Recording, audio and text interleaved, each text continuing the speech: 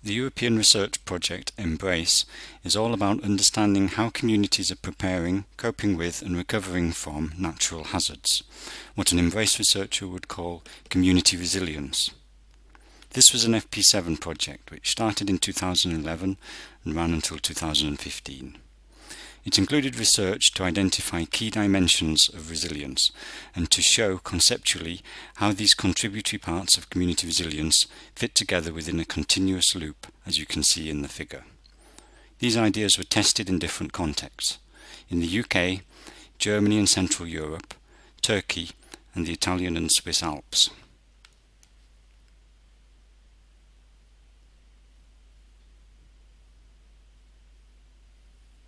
This video will focus on the South Tyrol case study in Italy, which was led by the local partner EURAC, European Academy of Bolzano, supported by the Stockholm Environment Institute. The case study combined existing data sets on hazard and risk with social science research, including a population survey, interviews, and social network mapping. Let's start here on a national level with the National Inventory of Landslide Events in Italy. The map shows how sensitive different areas in Italy are to landslides, with red indicating a high sensitivity. Fortunately, most of the events are very small. However, in the past 50 years, landslide disasters have left more than 5,000 dead or injured, highlighting how important the management of this type of disaster is. The region of South Tyrol is a typical Alpine environment characterized by steep slopes and narrow river valleys. It faces a great variety of natural hazards.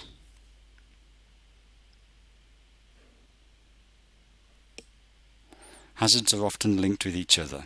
In Trafoi, for example, a massive ice slab collapsed and triggered a debris flow, which then slid into a river, causing flooding.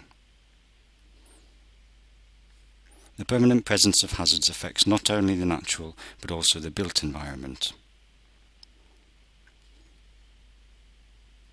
In South Tyrol, the public authorities are responsible for the risk management of natural hazards. At a local level, the municipalities are a key player in risk management for communities. This is where we will be heading now.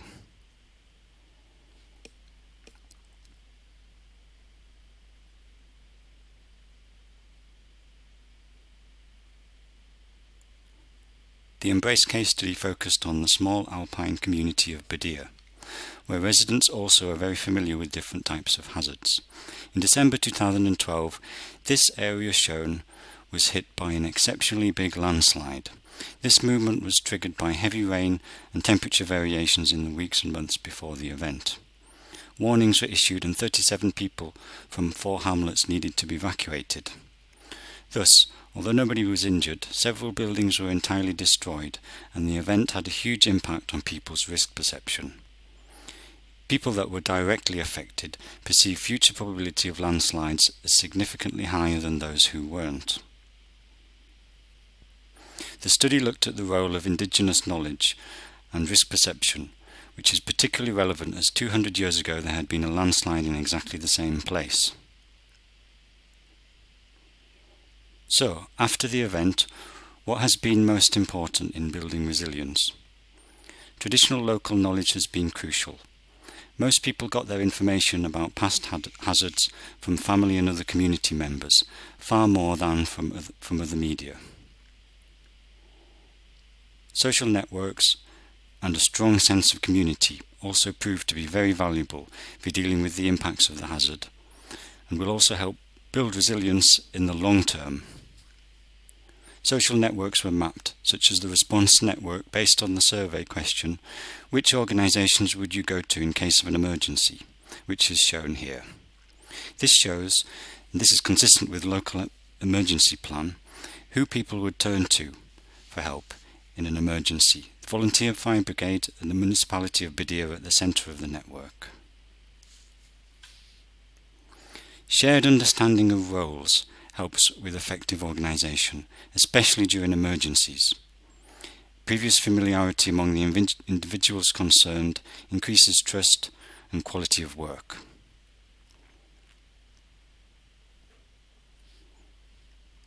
In conclusion, in South Tyrol, a highly exposed area to natural hazards, we worked at multiple levels of risk management, and especially at the local level, where we learnt many things from the experience of the communities.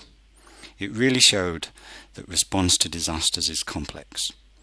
People often draw on local knowledge in the community, as well as their connections to authorities and services at the municipal and provincial level, so long as they are trusted. Risk perception, as well as satisfaction with authorities, may change rapidly. Knowing the actors working in the organisations leads to trust, and the actors themselves being part of the community leads to a better understanding of community needs and perceptions. This research shows the value of joining data sets on hazards, social perceptions, and the networks within communities. The results are of benefit for the local authorities and can help improve existing risk management. Further information can be found on the emBRACE project website.